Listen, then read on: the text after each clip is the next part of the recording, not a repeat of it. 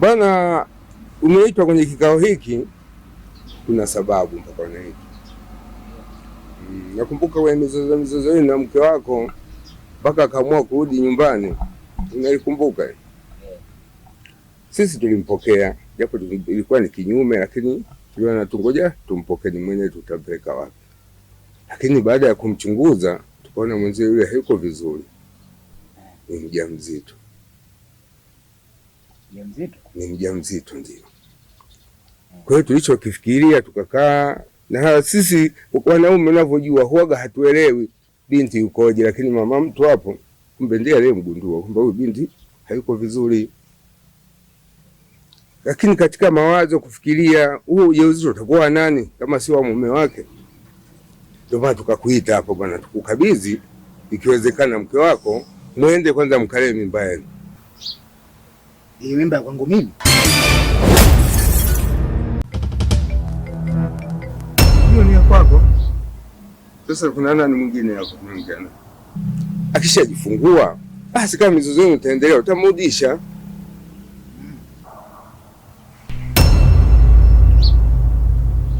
Au wewe humjui yule hakuwa mkeo? Si ni mkeo yule?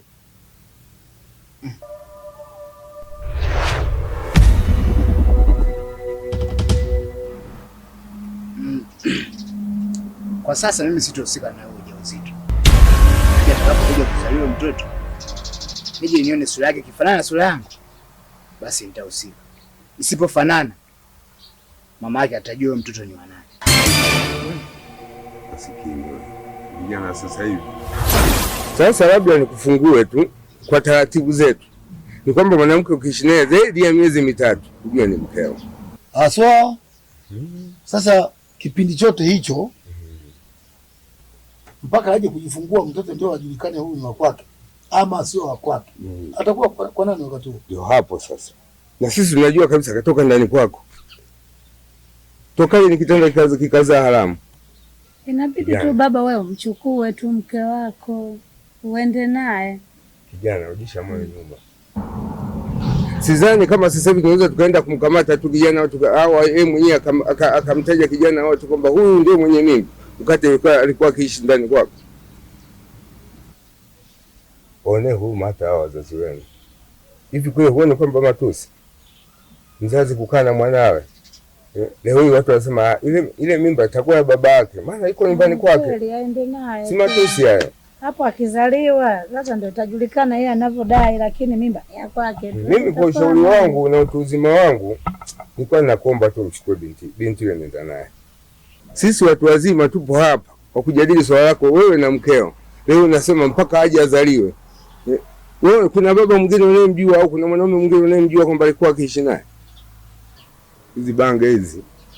Hizi bange zenu hizi mnazozitumia hizi zinawalipa vibaya. Lakini nimesema hivi, mimi sitohusika na huo ujauzito hadi atakapokuja kuzaliwa mtoto, nije nione sura yake kifanana na sura yangu, mimi nitahusika. Lakini sipofanana, mama yake atakuja kumwambia mtoto mama yake alikuwa naye. Kijana, hata usipotuogopa sisi basi muogope hata Mungu. Utaenda naye tu mke wako. Mimi nashukuru kwa kikao. Nilikuwepo, asante. Ndio naondoka hivi. Ndio vijana mnaowaza mabinti zetu hivi. Hii ni dharau unayoleta. Kutuacha wazee kwenye kikao. Lakini nilikwambia bwana, vijana wa siku hizi hawa sio wazuri hawa. Jamani. Fanyaje baba mlepi jamani? Hao vijana sasa hivi wanaenda wapi? Alimpenda mwenyewe mume wake. Sasa baba yetu nasema uliniambia. Mimi ndo nilimlazimisha. Baba yetu. Lakini inawezekana ndio maana amekimbia. Usinipe lawama. Siri za watoto wa kike nyinyi kina mama ndio mnazijua. Au mwenzetu unajua labda. Sijui. Kuna mwanaume unayemfahamu. Jamani, msinipe lawama hiyo. Masikini wewe. Baba yetu. Naam. Lakini kumbuka mwanao ndio aliondoka kule kwa mwanaume, ndio alimwacha mwanaume. Yule mtoto wa watu alikuwa bado anampenda. Hapana mama. Tuachane na hayo kwanza. Hayo tuachane nayo. Bwana Osman. Naam. Mzee wangu samahani kwanza kwa kukusumbua. Bila samahani.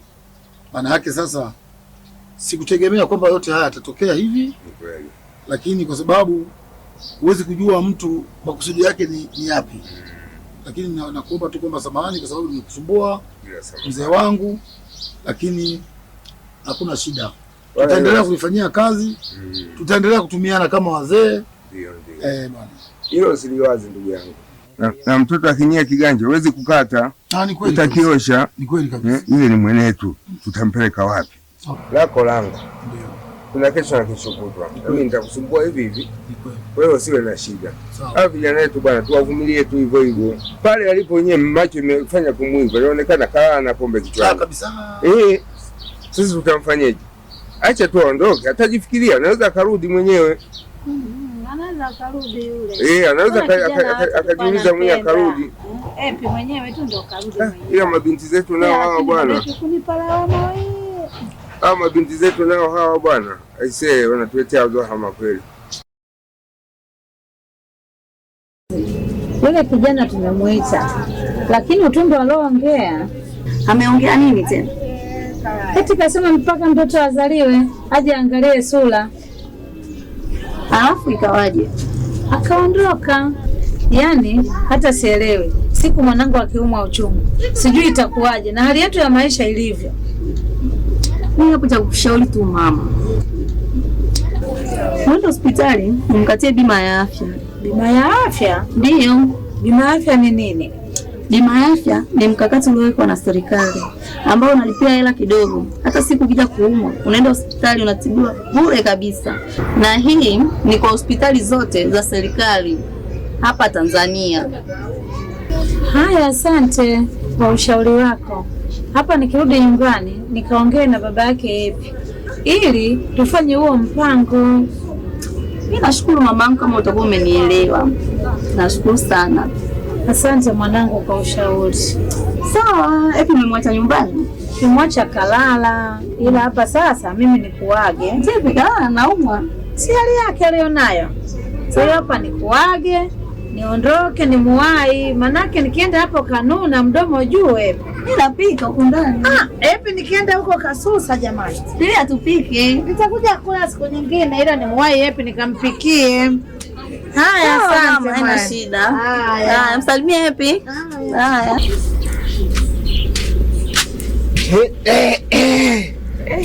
Mkwe huyo. Karibu. Asante shangazi. Karibu mkwe wangu.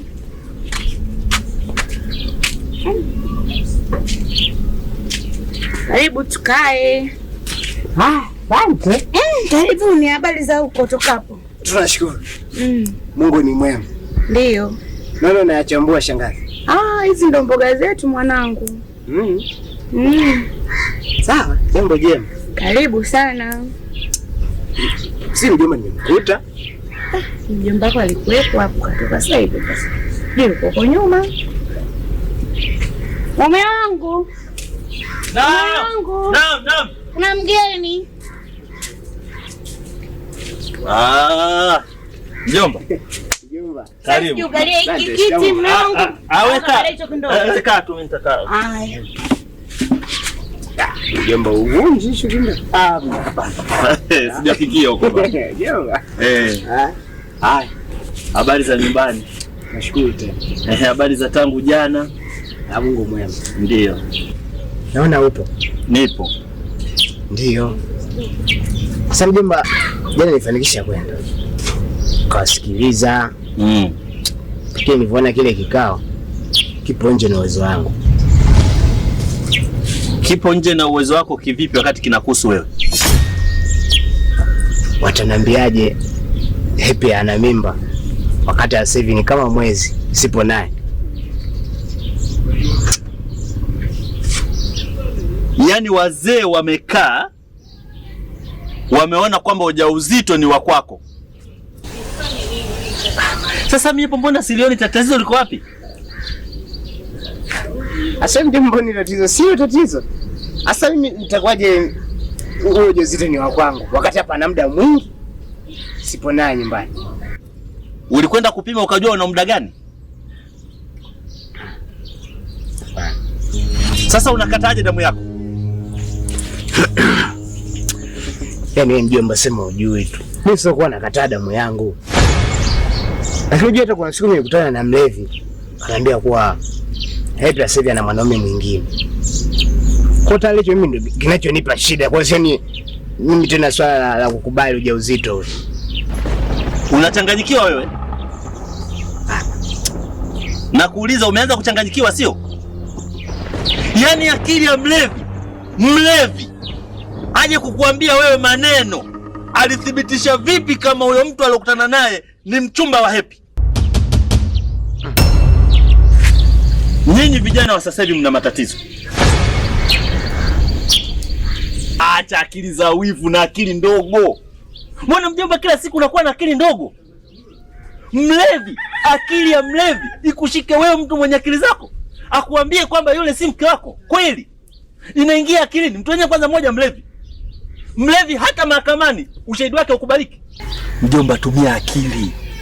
Akili za kwako wewe zibebwe na mlevi. Uvunje ndoa yako kwa sababu ya maneno ya mlevi.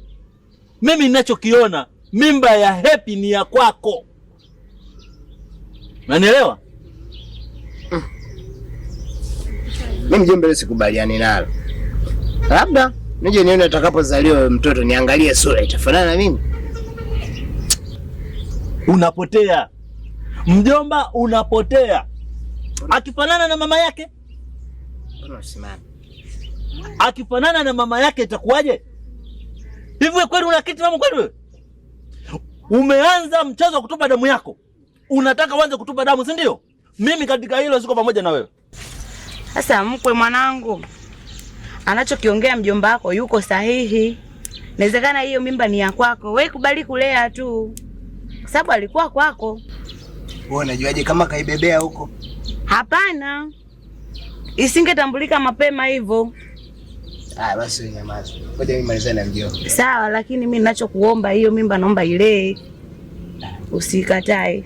Sawa mwanangu. Ameacha mume eti kisa danga. Danga limesema amebaki kubeba mimba. Mimba haina mume amebaki kutangatanga. Na Mokanji naye ameshaoa kurudia na ipo tena.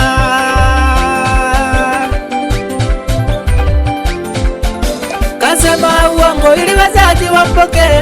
Na wazazi nao wameingia kwenye hatia bila kujua.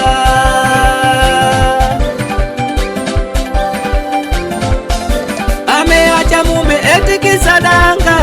Danga limesema amebaki kubeba mimba. Mimba haina mume amebaki kutangatanga. Na Mokanji naye ameshaoa kurudia na ipo tena.